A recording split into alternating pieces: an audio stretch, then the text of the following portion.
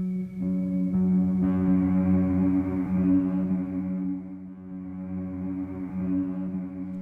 evening, everyone. It is Sunday evening, the 7th of June 2020. I'm having a look at the global indices, starting off with Wall Street. So a couple of things worth mentioning. Nice and bullish, a little bit overextended, minor amount on the daily. So in principle, still nice and happy with this. Broken through key level 26,700. So all of that looking really nice and bullish in principle. What I thought I would mention is the size of this weekly candle. It's just, they're huge. This is not a normal sized candle within the bigger picture. Certainly within the current economic sort of climate, or within the current or recent volatility, it's pretty standard size, but it's just not a normal thing. This is going back here to 2018. It's just, you can see the size of this by comparison. This is not normal. And so I'm just highlighting the fact that it's not normal to me means I need to just be extra cautious, that's all. But is it bullish? Yeah, sure, absolutely it's bullish. I'm just mentioning it's very big. So just keep an eye on that, and I'll be keeping an eye on the daily. I'm looking for some pullbacks into the moving averages. I'll be also keeping an eye out for divergence, bearish divergence on the indicators. But as I said last week, I'm still long in principle because the market is still trending up. Same thing again with the S&P 500. Really nice, beautiful, some good money-making opportunities last week, trending to the upside.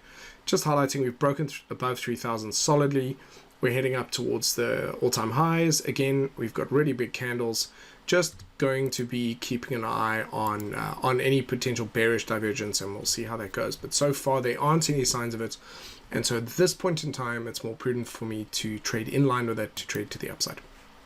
NADAQ should get some sort of prize, of course, for breaking through all-time highs. We've just gone on to new all-time highs now. So that is respectfully very impressive.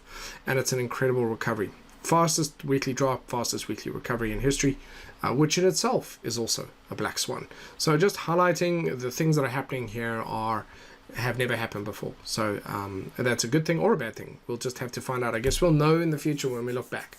But highlighting that it is now broken past these highs. My concern was that we would get a bit of a rejection off that. And again, that daily is not overextended. There's no bearish divergence. So I'll still keep an eye on it. I still think it's overdue on the weekly for a pullback, and that could bring it back down to 9,000. But in the meantime, again, shorter term, I'll be looking for long opportunities. Then having a look at the Russell 2000. Again, it's the same kind of scenario, pretty much broken through recent support resistance level here. Nice big weekly candle. Nice monthly recovery, a little bit overextended on the daily, not ridiculously overextended, and no bearish divergence. So that is my approach this week. Looking at the FTSE 100, it's going to be exactly the same thing in this case. I'm glad that there's a bit of a recovery. I'm not entirely certain how quickly that recovery is going to hit I guess let's call it the 98% of the population. I'm not really sure, but I'm hoping obviously sooner rather than later.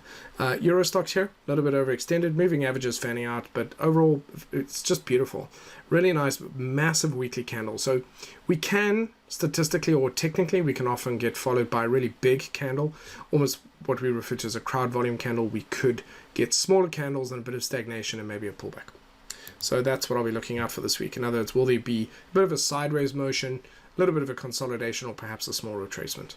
Again, this looking at the DAX as well, big weekly candle, solid move, very aggressive, almost seemingly completely unrelated to the more than 350 cities in the US that are going into their 13th night of protesting, and more than 40 countries across all continents on the planet except for Antarctica, showing that obviously looking for changes to the US's aggressive policing policies. It's very specific to that, which is phenomenal, and it should be a massive warning sign that there is serious social unrest. If the outside of the US is commenting on it, I think it's something worth mentioning. Having grown up in South Africa during apartheid, I can appreciate what is going on here. So there we have Hong Kong, obviously also bullish, just starting close to these previous highs, almost forming a strong weekly uptrend. So taking note of that, Nikkei 225 has had a fantastic week, really solid boost to the upside. So same rules apply, no divergence, looking to go long on some retracements on the 4-hourly and daily. I'll be prepared for that this week, and looking for any signs of bearish divergence showing in on the daily. So now the Australia, the ASX 200 looking as though it's topping out a bit, getting ready for a bit of a pullback. So just back into the moving averages on the daily. That's going to be my approach. No, I'm absolutely not going to short it down at this point in time. That's just not, at least certainly not on the daily time frame. And I'll be looking to see if we get some nice bullish candles, just maintaining these higher lows, and then I'll be looking for long opportunities at that point. At the same time, let's see where we are next week, whether we get a nice small candle which will indicate the market is kind of taking a bit of a slowing down a bit and potentially going to do a weekly retracement, and we'll take it from there. So that being said, ladies and gents, have a fantastic week. Be safe, be sensible, and I will chat you then. Thank you.